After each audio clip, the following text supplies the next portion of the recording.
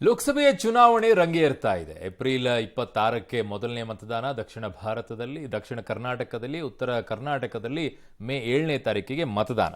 ಆದರೆ ಮಂಡ್ಯ ಮೈತ್ರಿ ಅಭ್ಯರ್ಥಿ ವಿಚಾರದಲ್ಲಿ ಈಗ ಗೊಂದಲ ಮಾತ್ರ ಮುಂದುವರಿತಾ ಇದೆ. ಇವತ್ತು ಜೆಡಿಎಸ್ ಕೋರ್ ಕಮಿಟಿ ಸಭೆ ನಡೆದರೂ ಕೂಡ ಮಂಡ್ಯದಲ್ಲಿ ಕುಮಾರಸ್ವಾಮಿಯನ್ನು ಕಣಕ್ಕಿಳಿಸಬೇಕು, ನಿಖಿಲ್ ಕುಮಾರಸ್ವಾಮಿಯನ್ನು ಕಣಕ್ಕಿಳಿಸಬೇಕು ಅನ್ನೋದು ಫೈನಲ್ ಆಗಿಲ್ಲ. ಅಂತಿಮ ನಿರ್ಧಾರ ತೆಗೆದುಕೊಳ್ಳೋಕೆ ಕೋರ್ ಕಮಿಟಿ ಸದಸ್ಯರು ಕುಮಾರಸ್ವಾಮಿ ಅವರಿಗೆ ಫುಲ್ ಪವರ್ ಅನ್ನು ನೀಡಿದ್ರು.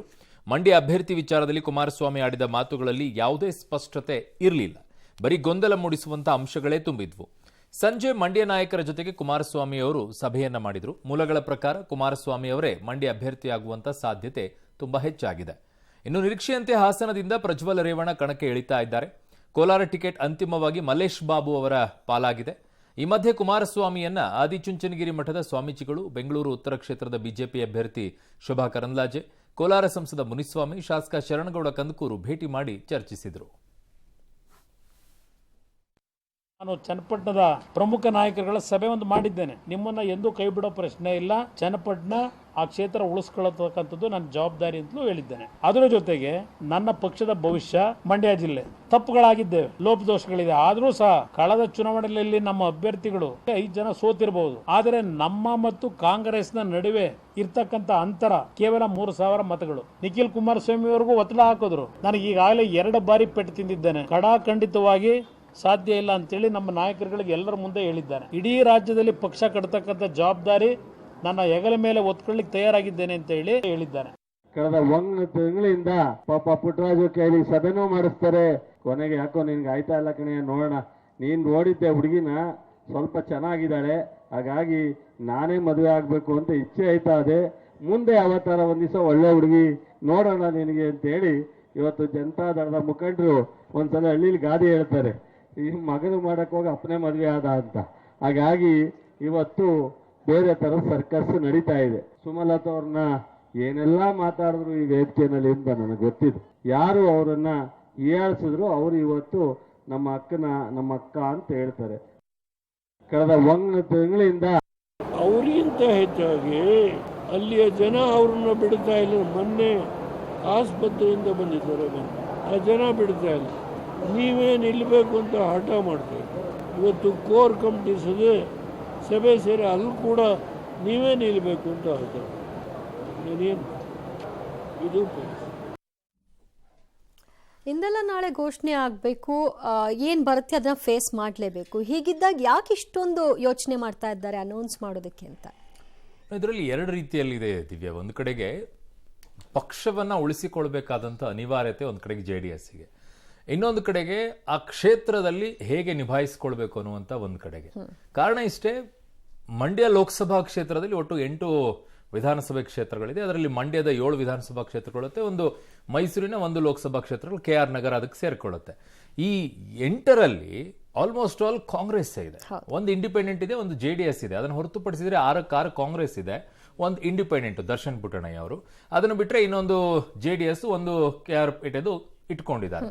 ಸೊ ಇದರಲ್ಲಿ JDS ಪರಿಸ್ಥಿತಿ ಯಾಕೆ ಹಿಂಗಾಗ್ತಾ ಇದೆ? ಕಳೆದ ಬಾರಿ 7 ಗೆದ್ದಂಥ JDS ಅಲ್ಲಿ ಪರಿಸ್ಥಿತಿಗೆ 1ಕ್ಕೆ ಬಂದು ತಲುಪ್ತು. ಯಾಕೆ ಹೀಗಾಯ್ತು? ಸೊ ಹಾಗಾಗಿ ಒಂದು ಬಿಜೆಪಿಯಲ್ಲಿ ವೋಟ್ ಶೇರ್ ಅನ್ನ ಏನ್ ಪಡ್ಕೊಂಡಿದೆ ವಿಧಾನಸಭೆಯಲ್ಲಿ, ಅದು ಕಂಡು ಕೇಳರಿಯದ ರೀತಿಯಲ್ಲಿ JDSಗೆ ಬಹುದೊಡ್ಡ ಪೆಟ್ಟನ್ನ ಕೊಡ್ತು.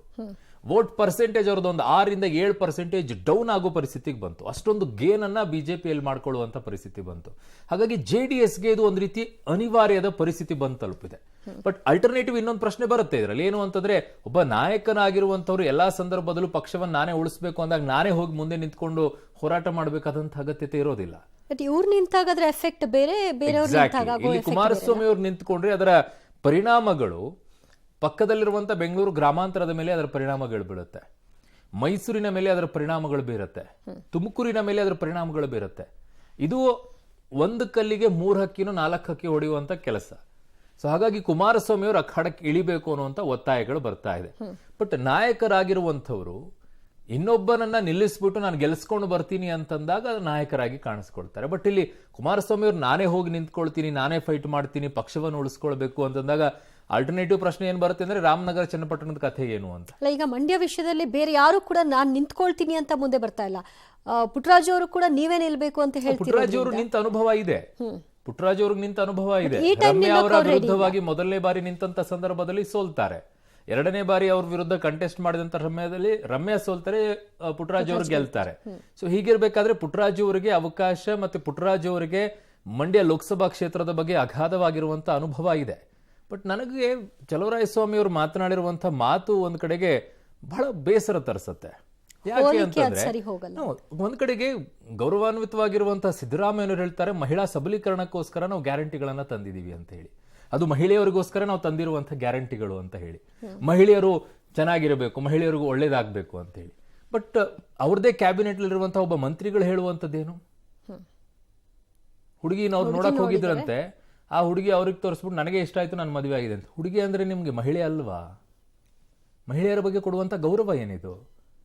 ಅದು ಮಹಿಳಾ ಸಬಲೀಕರಣ ಅಲ್ವಾ? ನುಡಿದಂತೆ ನಡೆದಿದ್ದೀವಿ ಅಂತ ಹೇಳುವಂತ ಸಿದ್ದರಾಮಯ್ಯನವರು ಮಹಿಳಾ ಸಬಲೀಕರಣದ ವಿಚಾರದಲ್ಲಿ, ನುಡಿದಂತೆ ನಡೆಯುವಂತ ವಿಚಾರದಲ್ಲಿ ಮಹಿಳೆಯರಿಗೆ ಗೌರವವನ್ನ ಕೊಡುವಂತ ವಿಚಾರಗಳನ್ನು ಮಾಡಬೇಕಲ್ವ?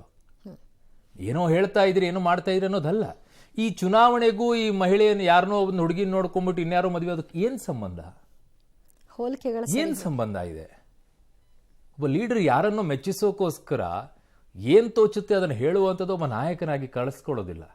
ಒಬ್ಬ ನಾಯಕರಾಗಿರುವಂಥವ್ರು ಯಾವ ವಿಚಾರದಲ್ಲಿ ನಾನು ಮಾತನಾಡ್ತಾ ಇದ್ದೀನಿ, ಏನು ಮಾತನಾಡ್ತಾ ಇದ್ದೀನಿ, ಆ ಮಾತು ಅದರ ಮೇಲೆ ಹೇಗೆ ಪರಿಣಾಮಗಳು ಬೀರುತ್ತೆ.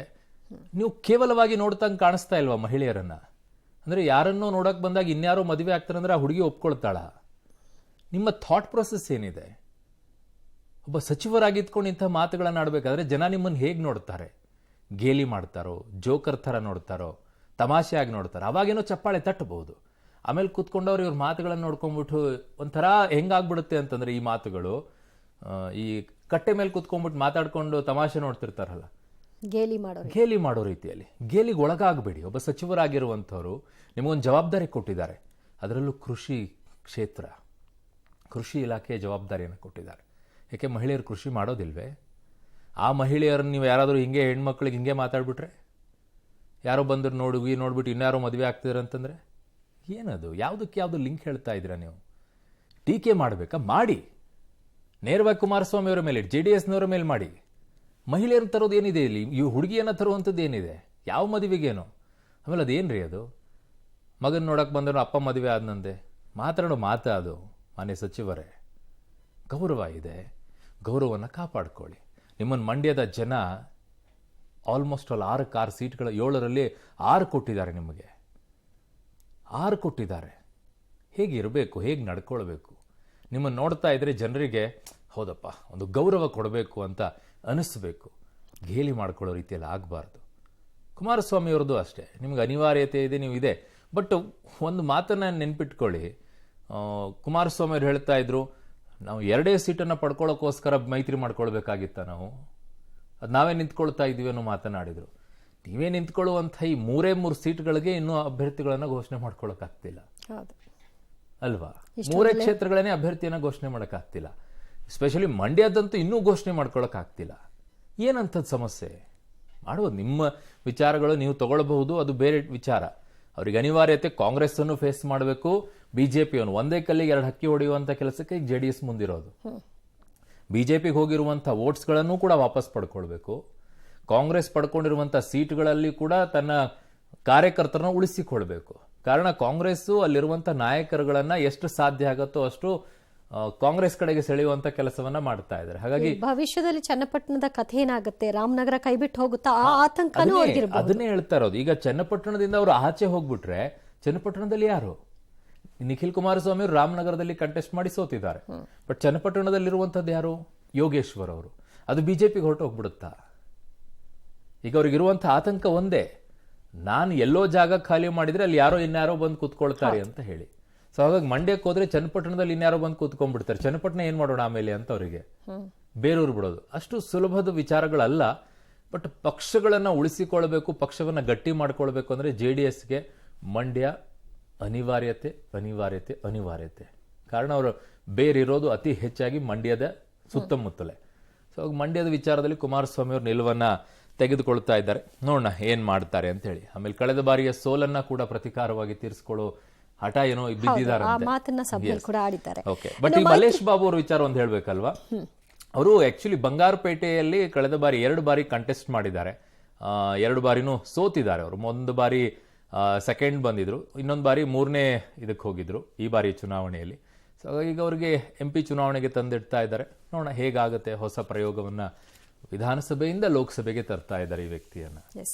ಇನ್ನು ಮೈತ್ರಿಯ ಭಾಗವಾಗಿ ಬಿಜೆಪಿ ಮಂಡ್ಯ ಕ್ಷೇತ್ರವನ್ನ ಜೆಡಿಎಸ್ಗೆ ಬಿಟ್ಟುಕೊಟ್ಟಿದೆ. ಹೀಗಾಗಿ ಮೈತ್ರಿ ಧರ್ಮಕ್ಕೆ ಧಕ್ಕೆ ಆಗಬಾರದು ಅಂತ ಮಂಡ್ಯದ ಅಸಮಾಧಾನಿತ ಮುಖಂಡರ ಮನವೊಲಿಕೆಗೆ ಬಿಜೆಪಿ ರಾಜ್ಯಾಧ್ಯಕ್ಷ ಸಭೆ ನಡೆಸಿದ್ರು. ಆದರೆ ಜೆಡಿಎಸ್ ಬೆಂಬಲಿಸಲು ಸ್ಥಳೀಯ ಬಿಜೆಪಿ ನಾಯಕರಿಂದ ಅಪಸ್ವರ ವ್ಯಕ್ತವಾಯಿತು. ಮಂಡ್ಯವನ್ನ ಬಿಜೆಪಿ ಉಳಿಸಿಕೊಳ್ಳದ ಬಗ್ಗೆ ಮಾಜಿ ಮಂತ್ರಿ ನಾರಾಯಣಗೌಡ ಸೇರಿದಂತೆ ಹಲವರು ಆಕ್ಷೇಪವನ್ನು ವ್ಯಕ್ತಪಡಿಸಿದರು. ಪಕ್ಷದ ನಿರ್ಧಾರ ಮಂಡ್ಯ ಭಾಗದಲ್ಲಿ ಸಂಘಟನೆಗೆ ಅಡ್ಡಿ ಮಾಡುತ್ತೆ. ಬಿಜೆಪಿ ಬಲವಾಗಿ ನೆಲೆಯೂರಿರುವಾಗ ಕ್ಷೇತ್ರ ಕಳೆದುಕೊಳ್ಳುವಂತಹ ಆತಂಕ ಕೂಡ ಇದೆ ಅವರಿಗೆ. ಹೀಗಾಗಿ ಎಲ್ಲ ಎಚ್ಚರಿಕೆಯ ಮಾತುಗಳನ್ನು ಆಡ್ತಾ ಇದ್ದಾರೆ. ಅಲ್ಲದೆ ಕುಮಾರಸ್ವಾಮಿ ಎಲ್ಲರನ್ನ ವಿಶ್ವಾಸಕ್ಕೆ ತೆಗೆದುಕೊಂಡು ಹೋಗಲ್ಲ, ಕುಮಾರಸ್ವಾಮಿ ಗೆದ್ದ ಮೇಲೆ ನಮಗೆ ಗೌರವ ಕೊಡಲ್ಲ ಅನ್ನುವಂತಹ ತಗಾದೆ ಕೂಡ ಇದೆ. ಆದರೆ ಇದು ವರಿಷ್ಠರ ನಿರ್ಧಾರ. ಪಕ್ಷದ ಹಿತಕ್ಕಾಗಿ ಮೈತ್ರಿ ಧರ್ಮ ಪಾಲಿಸಿ, ನಿಮ್ಮ ಗೌರವಕ್ಕೆ ಚ್ಯುತಿ ಬಾರದ ಹಾಗೆ ನಾನು ನೋಡ್ಕೊಳ್ತೀನಿ ಅಂತ ವಿಜಯೇಂದ್ರ ಅವರು ಭರವಸೆ ಕೊಟ್ಟಿದ್ದಾರೆ. ಆದರೆ ಇದನ್ನ ನಾರಾಯಣಗೌಡ ಸೇರಿದಂತೆ ಹಲವರು ಒಪ್ಪೋಕೆ ರೆಡಿ ಇಲ್ಲ. ಅಲ್ಲದೆ ಕಾಂಗ್ರೆಸ್ ಸೇರೋ ವಿಚಾರದಲ್ಲಿ ನಾರಾಯಣಗೌಡ ಅಡ್ಡಗೋಡೆ ಮೇಲೆ ದೀಪ ಇಟ್ಟ ಹಾಗೆ ಮಾತನಾಡಿದ್ದಾರೆ. ಇನ್ನು ನಾಳೆ ಸಂಸದೆ ಸುಮಲತಾ ಬೆಂಬಲಿಗರ ಸಭೆ ಕರೆದಿರೋದ್ರಿಂದ ಕುತೂಹಲ ಕೆರಳಿಸಿದೆ. ಒಂದನೇ ಮಂಡ್ಯ ಲೋಕಸಭಾ ಕ್ಷೇತ್ರದಲ್ಲೂ ಕೂಡ ನಾವು ಗೆಲ್ಲಬೇಕು ಅಂತಕ್ಕಂಥದ್ದು. ಯಾಕೆ ನರೇಂದ್ರ ಮೋದಿಜಿಯವರ ಕೈ ಬಲಪಡಿಸ್ತಕ್ಕಂಥ ಒಂದು ಮಹಾ ಚುನಾವಣೆ. ನಮ್ಮ ನಾರಾಯಣಗೌಡರ ಆದಿಯಾಗಿ ನಮ್ಮೆಲ್ಲ ಜಿಲ್ಲಾಧ್ಯಕ್ಷರ ನೇತೃತ್ವದಲ್ಲಿ ಎಲ್ಲರೂ ಕೂಡ ಸೇರಿ ಇವತ್ತು ಸಾಕಷ್ಟು ವಿಚಾರಗಳು ಚರ್ಚೆ ಮಾಡಿದ್ದೇವೆ. ನಾನು ಇವತ್ತು ಮತ್ತು ನಾಳೆ ಮೈಸೂರು ಮಂಡ್ಯ ಪ್ರವಾಸವನ್ನು ಮುಗಿಸ್ಕೊಂಡು ಬಂದ ನಂತರ ನಾನು ಕೂಡ ಸುಮಲತಾ ಅವ್ರನ್ನ ಭೇಟಿ ಮಾಡ್ತೇನೆ. ಆದರೂ ಕೂಡ ಅವ್ರನ್ನ ಗೌರವ ನಡೆಸ್ಕೊಳ್ತಕ್ಕಂಥ ನಮ್ಮ ಕರ್ತವ್ಯನೂ ಕೂಡ ಇದೆ. ನಾರಾಯಣಗೌಡರು ಅವತ್ತು ಭಾರತೀಯ ಜನತಾ ಪಾರ್ಟಿ ಜೊತೆಲಿದ್ದಾರೆ, ಇವತ್ತು ಕೂಡ ಇರ್ತಾರೆ, ಮುಂದೂ ಕೂಡ ಇರ್ತಾರೆ ನಮ್ಮ ಜೊತೆ. ನಾವು ಇನ್ನೂ ತೀರ್ಮಾನಕ್ಕೆ ಬರ್ತೀವಿ ಅಂತ ಹೇಳ್ತಾ ಇದ್ದೀನಿ. ಇನ್ನು ಯೋಚನೆ ಮಾಡ್ಬೇಕಲ್ಲ ಸರ್, ಹೊಂದ್ಕೊಂಡು ಹೋಗಕ್ ಆಗತ್ತಾ ಇಲ್ವಾ? ಬಿಜೆಪಿ ಬಿಟ್ಟು ಹೋಗ್ತೀನಿ ಅಂತ ನಾನು ಎಲ್ಲೂ ಹೇಳ್ಕೊಂಡಿಲ್ಲ. ಸಮಯ ಸಂದರ್ಭಗಳು ಹೇಗಿದೆ ಅನ್ನೋದನ್ನ ಯೋಚನೆ ಮಾಡಿ ನಾವು ತೀರ್ಮಾನ ತಗೊಳ್ತೀನಿ ಅಂತ ಹೇಳಕ್ ಬಯಸ್ತಾ ಇದ್ದೀನಿ. ಹೋಗೋರು ಯಾರು ಹೋಗ್ತೀನಿ ಅಂತ ಮುಂಚೆ ಹೇಳ್ಕೊಂಡು ಹೋಗಲ್ಲ, ಅವ್ರವ್ರ ಅನುಕೂಲ ನೋಡ್ಕೊಂಡು ಹೋಗ್ತಾ ಇರ್ತಾರೆ. ಬಟ್ ವಿಜಯೇಂದ್ರ ಅವರಿಗೆ ಸಮಸ್ಯೆ ಇಲ್ಲ. ವಿಜಯೇಂದ್ರ ಅವ್ರಿಗೆ ಹೇಳೋದು ಸುಲಭ. ಒಬ್ಬ ರಾಜ್ಯಾಧ್ಯಕ್ಷರಾಗಿ ಅವರೆಲ್ಲೂ ಹೋಗೋದಿಲ್ಲ, ಅವರೆಲ್ಲರನ್ನೂ ಒಪ್ಪಿಸ್ತೀನಿ ಅನ್ನುವಂಥದ್ದು ಸುಲಭ. ಕಾರಣ ವಿಜೇಂದ್ರ ಅವರು ಫೇಸ್ ಮಾಡುವಂಥ ಕ್ಷೇತ್ರದಲ್ಲಿ JDSನ ವಿಚಾರದಲ್ಲಿ ಈ ರೀತಿಯಾಗಿ ಪಕ್ಷ ಕಟ್ಟಬೇಕು, ನಾನು ಬೆಳೆಸಬೇಕು ಅನ್ನುವಂಥ ಪರಿಸ್ಥಿತಿಯಲ್ಲಿಲ್ಲ. ಎಲ್ಲವೂ ಕೂಡ ರೆಡಿಯಾಗಿದೆ, ಅದನ್ನು ಊಟ ಮಾಡುವಂಥ ಕೆಲಸವನ್ನ ಮಾಡ್ತಿದ್ದಾರೆ. ಬಟ್ ಫೈಟ್ ಅಂತೂ ಇದ್ದೇ ಇರುತ್ತೆ ಅವ್ರ ಕ್ಷೇತ್ರದಲ್ಲೂ. ಬಟ್ ಇದೇ ಸೇಮ್ ಅಲ್ಲಿ JDSಗೆ ಹೇಗೆ ಪರಿಸ್ಥಿತಿ ಇದೆಯೋ ಅದೇ ರೀತಿಯಾದಂಥ ಪರಿಸ್ಥಿತಿ ಬಿಜೆಪಿಗಿದೆ. ಒಂದು ಕಡೆಗೆ ಬಿಜೆಪಿ ಪಕ್ಷ ಏನು ಹೇಳುತ್ತೆ, ಹಳೆ ಮೈಸೂರು ಭಾಗದಲ್ಲಿ ಪಕ್ಷವನ್ನ ಕಟ್ಟಬೇಕು, ಸಂಘಟಿಸಬೇಕು ಅನ್ನುವಂಥ ವಿಚಾರದಲ್ಲಿದೆ. ಹಾಗಾಗಿ ಅಲ್ಲಿರುವಂಥ ನಾಯಕರೆಲ್ಲ ಗಟ್ಟಿಯಾಗಿ ನಿಂತ್ಕೊಂಡು ನಾವು ಪಕ್ಷ ಕಟ್ಟೋಣ ಅಂತೇಳಿ ಓಡಾಡ್ತಾ ಇರ್ತಾರೆ, ಬಾವುಟ ಕಟ್ತಿರ್ತಾರೆ, ಎಲ್ಲವನ್ನೂ ಮಾಡ್ತಿರ್ತಾರೆ. ಈಗ ನಾರಾಯಣಗೌಡರ ವಿಚಾರದಲ್ಲೂ ಕಳೆದ ಬಾರಿಯ ಚುನಾವಣೆಯಲ್ಲಿ ಸುಮಲತಾ ಅವ್ರಿಗೆ ಬೆಂಬಲಕ್ಕೆ ನಿಂತಿದ್ದೀವಿ ಅಂತ ಹೇಳ್ಕೊಂಡ್ಬಿಟ್ಟು ಓಡಾಡಿದ್ದಾರೆ. ಎಲ್ಲವೂ ಆಗಿದೆ, ಪಕ್ಷ ಕಟ್ಟುವಂತ ಕೆಲಸಕ್ಕೆ ಹೋದ್ರು. ಈಗೇನಾಯ್ತು? ಮೈತ್ರಿ ಆದ್ಮೇಲೆ ಏನಾಯ್ತು? ಮತ್ತೆ JDS ಸಪೋರ್ಟ್ ಮಾಡಬೇಕು. ಬಂದಿದ್ದೇ JDS ನಿಂದ ಅವರು, ಈಗ ವಾಪಸ್ JDS ಸಪೋರ್ಟ್ ಮಾಡಬೇಕು. ಮನಸ್ಸು ಒಪ್ಪುತ್ತಾ ಒಪ್ಪಲ್ಲ? ವಿಜೇಂದ್ರ ಅವ್ರು ಹೇಳ್ಬಿಟ್ರು, ಓಕೆ ಎಲ್ಲಿವರೆಗೂ ನಿಮ್ಮ ಮೈತ್ರಿಯವರವರೆಗೂ ಆಗುತ್ತೆ. ಮೈತ್ರಿ ಮುಗಿದ ನಂತರ ಆ ಲೀಡರ್ಸ್ಗಳು ಮತ್ತೆ ಫ್ರಮ್ ದ ಬಿಗಿನಿಂಗ್ ಅವರು ಪಾರ್ಟಿಯನ್ನ ಕಟ್ಟಬೇಕಾದಂತ ಕೆಲಸ. ಸೇಮ್ ಪರಿಸ್ಥಿತಿ ಕಾಂಗ್ರೆಸ್ ಮತ್ತು JDS ಮೈತ್ರಿ ಆದಂತ ಸಂದರ್ಭದಲ್ಲೂ ಇದೇ ಪರಿಸ್ಥಿತಿಯನ್ನ ಫೇಸ್ ಮಾಡಿದ್ರು. ಈಗ ಬಿಜೆಪಿ ಮತ್ತು JDS ಪರಿಸ್ಥಿತಿಯಲ್ಲೂ ಬಿಜೆಪಿಯ ನಾಯಕರುಗಳಿಗೆ ಹಳೆ ಮೈಸೂರು ಭಾಗದಲ್ಲಿ ಆಗುವಂತ ಪರಿಸ್ಥಿತಿ ಇದು. ನಾವು ಇಷ್ಟೆಲ್ಲ ಕಷ್ಟಪಟ್ಟು 6% ಓಟ್ಗಳನ್ನು ಹಳೆ ಮೈಸೂರು ಭಾಗದಲ್ಲಿ ಹೆಚ್ಚು ಮಾಡ್ಕೊಳ್ಳೋ ರೀತಿಯಲ್ಲಿ ಹೋರಾಟ ಮಾಡಿದ್ವಿ. ಈಗ ಮತ್ತೆ ನೀವು JDS ಜೊತೆಗೆ ಹೊಂದಾಣಿಕೆಯನ್ನ ಮಾಡ್ಕೊಂಡು ಮೈತ್ರಿ ಮಾಡ್ಕೊಂಡಿದ್ದೀರಾ. ನಾವೇನ್ ಮಾಡ್ಬೇಕೀಗ? JDS ಶಕ್ತಿ ಎಲ್ಲಿದೆಯೋ ಅವರು ಅದನ್ನ ಕೇಳ್ತಾರೆ, ಅವ್ರಿಗೂ ಅದು ಬಿಟ್ಕೊಡ್ಲೇಬೇಕಾಗತ್ತಲ್ಲ. ಎಕ್ಸಾಕ್ಟ್ಲಿ. ಅದನ್ನೇ ಕೊಟ್ಟಾಗ ಮುಂದಿನ ಪರಿಸ್ಥಿತಿ ಏನು? ಈಗ ಸದ್ಯಕ್ಕೇನೋ ನೀವು ಮೋದಿ ಅವ್ರನ್ನ ಗೆಲ್ಸ್ಕೊಳ್ಬೇಕು ಅಂತೆಲ್ಲ ಒಂದಾಗ್ಬಿಟ್ಟು ಹೋರಾಟ ಮಾಡ್ತಾ ಇದ್ದೀರಾ. ವಿಧಾನಸಭೆ ಚುನಾವಣೆ ಬಂದಾಗ ಈ ಮೈತ್ರಿ ಇರುತ್ತೋ ಇರಲ್ವೋ ಗೊತ್ತಿಲ್ಲ. ಇಲ್ಲ ಅನ್ನುವಂತ ಪರಿಸ್ಥಿತಿ ಇದ್ದಾಗ ಈ ನಾಯಕರೆಲ್ಲ ಮತ್ತೆ ಅದೇ ರೀತಿಯಾದಂತ ಫೈಟ್ ಮಾಡ್ಬೇಕಲ್ಲ, ಅದೇ JDS ವಿರುದ್ಧ ಹೋರಾಟ ಮಾಡ್ಬೇಕಲ್ಲ. ಆಗ ನಮ್ಮ ಕಥೆ ಏನು ಅನ್ನುವಂಥದ್ದು ನಾರಾಯಣಗೌಡರ ಇವತ್ತಿನ ಮಾತಿನ ಸಾರಾಂಶದ ವಿಚಾರ. ನೋಡೋಣ ಏನಾಗುತ್ತೆ ಅಂತ ಹೇಳಿ. ಬಟ್ ಇನ್ನು ರಾಯಚೂರು ಬಿಜೆಪಿ ಅಭ್ಯರ್ಥಿಗೂ ಗೋಬ್ಯಾಕ್ ಚಳುವಳಿಯ ಬಿಸಿ ತಾಕಿದೆ. ಬಿಜೆಪಿ ಕಾರ್ಯಕರ್ತರೇ ಗೋಬ್ಯಾಕ್ ಅಮರೇಶ್ವರ್ ನಾಯಕ್ ಘೋಷಣೆಯನ್ನ ಕೂಗಿದ್ದಾರೆ. ನಮ್ಮ ಸಂಪರ್ಕದಲ್ಲಿಲ್ಲದ ಹಾಲಿ ಸಂಸದರಿಗೆ ಟಿಕೆಟ್ ನೀಡಲಾಗಿದೆ ಅಂತ ಕಾರ್ಯಕರ್ತರು ಆಕ್ರೋಶವನ್ನು ವ್ಯಕ್ತಪಡಿಸಿದ್ದಾರೆ. ಟಿಕೆಟ್ ತಪ್ಪಿರೋದ್ರಿಂದ BV ನಾಯಕ್ ಅಸಮಾಧಾನಗೊಂಡಿದ್ದು ಬೆಂಬಲಿಗರ ಸಭೆ ಕರೆದಿದ್ದಾರೆ. ದಾವಣಗೆರೆಯಲ್ಲಿ ರೇಣುಕಾಚಾರ್ಯ ಬಂಡಾಯವನ್ನು ಶಮನ ಮಾಡುವಲ್ಲಿ ಯಡಿಯೂರಪ್ಪ ಯಶಸ್ಸು ಕಂಡಿದ್ದಾರೆ. ಇವತ್ತು ದಾವಣಗೆರೆ ತೆರಳಿದ್ದ ಯಡಿಯೂರಪ್ಪ ಅಸಮಾಧಾನಿತರ ಜೊತೆಗೆ ಸಭೆ ನಡೆಸಿದ್ರು. ಇದೇ ಹೊತ್ತಲ್ಲಿ ಬಿಜೆಪಿಯಲ್ಲಿ ಭುಗಿಲೆದ್ದಿರುವ ಅಸಮಾಧಾನ ಶಮನ ಮಾಡೋಕೆ RSS ಕೂಡ ಈಗ ಫೀಲ್ಡ್ಗೆ ಇಳಿದಿದೆ ಅಂತೆ. ಮೈಸೂರು, ಚಾಮರಾಜನಗರ, ಹಾಸನ ಮತ್ತು ಮಂಡ್ಯ ಕ್ಷೇತ್ರಗಳಲ್ಲಿ ಮೈತ್ರಿ ಧರ್ಮ ಪಾಲನೆ ಮಾಡುವಂತೆ RSS ನಿರ್ದೇಶನವನ್ನು ನೀಡಿದೆ. ಯಾವುದೇ ಲೋಪ ಗೊಂದಲ ಸೃಷ್ಟಿಸದೆ ಮೈತ್ರಿ ಅಭ್ಯರ್ಥಿಗಳ ಪರ ಕೆಲಸ ಮಾಡಬೇಕು ಅಂತ ಫರ್ಮಾನೆ ಹೊರಡಿಸ್ಬಿಟ್ಟಿದ್ದಾರಂತೆ. ಇನ್ನು ಬಿಜೆಪಿಯಿಂದ ಅಂತರ ಕಾಯ್ದುಕೊಂಡಿರುವಂಥ ಮಾಜಿ ಮಂತ್ರಿ ಶಿವರಾಮ್ ಹೆಬ್ಬಾರ್ ಕಾಂಗ್ರೆಸ್ ಸೇರ್ತಾರೋ ಅಥವಾ ಇಲ್ವೋ ಅನ್ನುವಂಥದ್ದು ಇನ್ನೂ ಕೂಡ ಸಸ್ಪೆನ್ಸ್ ಅಂತಿದ್ದಾರೆ. ಆದರೆ ತಮ್ಮ ಬೆಂಬಲಿಗರು ಕಾಂಗ್ರೆಸ್ ಸುಳಿವನ್ನ ಹೆಬ್ಬಾರ್ ಅವರು ಬಿಟ್ಕೊಟ್ಟಿದ್ದಾರೆ. ಮೋಹನ್ ದಾಸ್ ಜಿ ಅವರು ಎಲ್ಲರ ಭಾವನೆಗಳನ್ನ ತಿಳ್ಕೊಳ್ಳುವಂತ ಪ್ರಯತ್ನ ಮಾಡಿದ್ರು. ಅಂತಿಮವಾಗಿ ನಮ್ಮ ರವೀಂದ್ರನಾಥ್ ಅವರನ್ನ ಈ ಚುನಾವಣೆಯ ನೇತೃತ್ವ ವಹಿಸ್ಕೋಬೇಕು ಅಂತೇಳಿ ಅವರು ಒಪ್ಪಿಸಿದೆ. ಆ ದಿಕ್ಕಿನಲ್ಲಿ ಎಲ್ಲ ರೀತಿಯ ಚರ್ಚೆಯಾಗಿ ಒಟ್ಟಾಗಿ ಒಂದಾಗಿ ನಮ್ಮ ಮುಂದೆ ಹೋಗ್ತಾ ಇದ್ದೇವೆ. ಇನ್ನು ಯಾವುದೇ ಒಡಕು ಮಾತಕ್ಕೆ ಅವಕಾಶ ಇಲ್ಲ, ಯಾವುದೇ ಷರತ್ತು ಯಾರ್ದು ಇಲ್ಲ.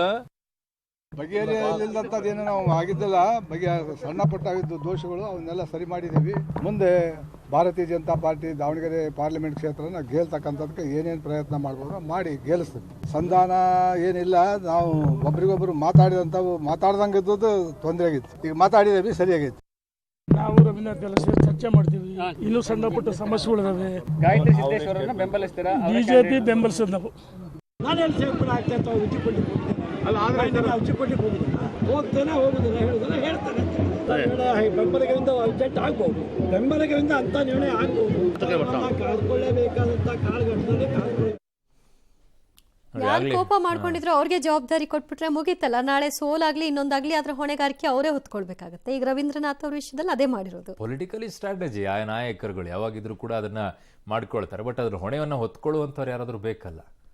ಈಗ ಹೊಣೆ ಹೊತ್ಕೊಂಡ್ಬಿಟ್ಟು ಹೊಣೆ ಹೊತ್ಕೊಂಡ್ಬಿಟ್ಟು ಇಲ್ಲಿ ನಾನು ಸೋಲಿಸ್ಬಿಟ್ಟು ಆಮೇಲೆ ಇವ್ರು ಟಿಕೆಟ್ ಈಗ ಸೋತಿದ್ದಾರೆ, ಮುಂದಿನ ಸಲಕ್ಕೆ ನನಗೆ ಸಿಗುತ್ತೆ ಅಂತ ಲೆಕ್ಕಕ್ಕೆ ಬಂದ್ಬಿಟ್ರೆ ಚಾನ್ಸಸ್ ಇರುತ್ತೆ.